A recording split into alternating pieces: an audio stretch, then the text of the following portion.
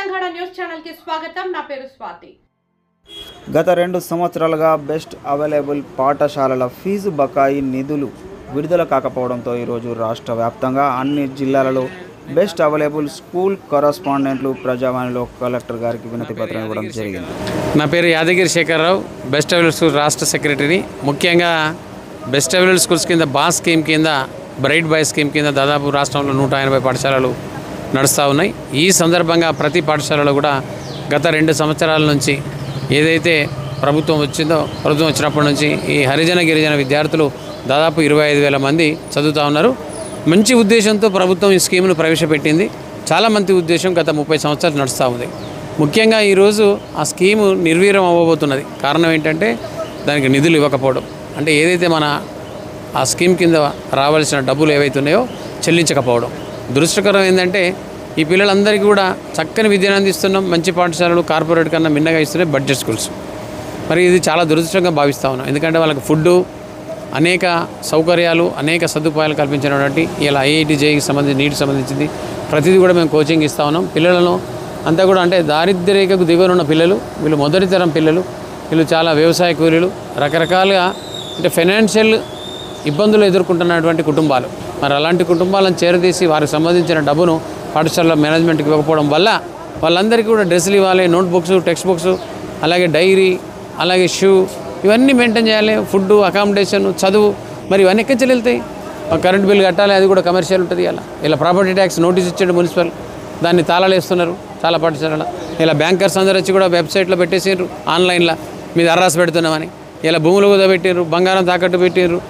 అనేక రకాల ఇబ్బందులు ఎదురవుతున్నాయి. కోట్ల రూపాయలు, ఎంత పెద్ద కోట్ల 100 కోట్లు, ఆఫ్టర్ ఆల్ ఒక 100 crores సంవత్సరానికి. అవి ఎవరు 25,000 మంది పిల్లలు చదువుతున్నారు. మరి వాటికి సంబంధించిన విషయంలో ప్రభుత్వం ఇంత ఇబ్బంది పెడితే ఒక ప్రైవేట్ మేనేజ్మెంట్ ఎక్కడి నుంచి తెస్తారండి? ఎక్కడి నుంచి ఖర్చు పెడతాడు? ఎన్ని వనరులు ఉంటాయి? 40 వనరులు ఉంటాయి, 40 రకాల ఖర్చులు పెట్టాలి. మరి ఇబ్బంది ఎదురవుతుంది. ఎంతో కొంత ఇన్స్టాల్మెంట్ ప్రకారం ఎంతో కొంత మనకు పే చేస్తే ఆ పిల్లలకి ఇబ్బంది కలగదు. మరి ఏ దేశమైనా ఇలా నిర్వీర్యం కావాలి అంటే చదువు చక్కగా చెప్పకుంటే, మరి దేశానికి రేపు కాబోయే పౌరులు, మంచి సిటిజన్స్, అంటే గొప్ప విద్యను అందిస్తున్నాం మనం చెప్తా ఉన్నాం, రాష్ట్రాలు చెప్తా ఉన్నాయి, ఇలా ప్రభుత్వాలు అంటూ ఉన్నాయి. మరి వాటిని అన్నిటి కూడా గత ప్రభుత్వాలు అన్నీ కూడా చక్కగా ఇచ్చినాయి.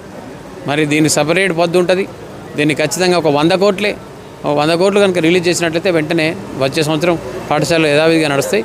లేకపోతే మరి ఇంకా మీరే పాఠశాలలు నడపండి. ప్రభుత్వానికి తాలపు చేయితం తీసుకొని, ఎందుకంటే నడపలేని పరిస్థితున్నది. ప్రాపర్టీ ట్యాక్స్ కట్టలేదు, బ్యాంక్ పేమెంట్ చేయలేదు, చిట్టీలు కట్టలేదు, ఇంట్లో నిద్రపోతలేము. మా కుటుంబాలన్నీ కూడా ఇబ్బంది పడుతున్నాయి. మాకు కూడా పిల్లలు ఉన్నారు కదా, మాకు కూడా కుటుంబాలు ఉన్నాయి, మాకు కూడా భార్య ఉన్నది, తల్లి ఉన్నది, తండ్రి ఉన్నారు, మాకు కూడా వ్యవస్థ ఉన్నది. కాబట్టి మేము కూడా వాళ్ళని సాదుకోవాలి. మరి మేము ఇంతమంది పిల్లల్ని చదవాలంటే ఎక్కడి అయితే అండి? మేము ఎన్ని నుంచి తెస్తాం? మా జేబు నుంచి ఖర్చు పెడతాం.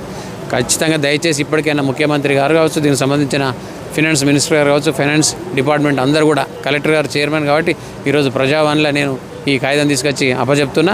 ఖచ్చితంగా దీనిపైన స్పందించాలని, రాష్ట్రంలో ఉన్న ప్రతి పాఠశాలకు వెంటనే విధులు దీనికి సంబంధించిన ఏదైతే ఫైనాన్స్ ఉందో రిలీజ్ చేయాల్సిందిగా కోరుతూ సెలవు. Thank you. నా పేరు యాదగిరి శేఖర్రావు, రాష్ట్ర బాస్ సెక్రటరీని. ఎన్నో ఏళ్ళ నుంచి నడుపుతున్నా. నా దాదాపు 15 ఏళ్ళ నుంచి హరిజన గిరిజన విద్యార్థులను ఈరోజు ఇట్లా క్షోభ పెట్టడం దురదృష్టకరం. ఇది ఒక రాజ్యాంగం రాసిందండి ఇంత చక్కగా బిలో పవర్టీ లైన్ పిల్లల్ని చేరదీసి మంచి విద్యను అందించమని. ప్రభుత్వం ఈరోజు పెట్టిన ప్రవేశ పథకాన్ని ఈ హరిజన గిరిజన విద్యార్థులను ఈ రకంగా ఈ రకంగా క్షోభ పెట్టి ఇది మంచిది కాదు. పాఠశాలలను కూడా ఇబ్బంది పెట్టడం మంచిది కాదని తెలియజేస్తూ సెలవు. Thank you.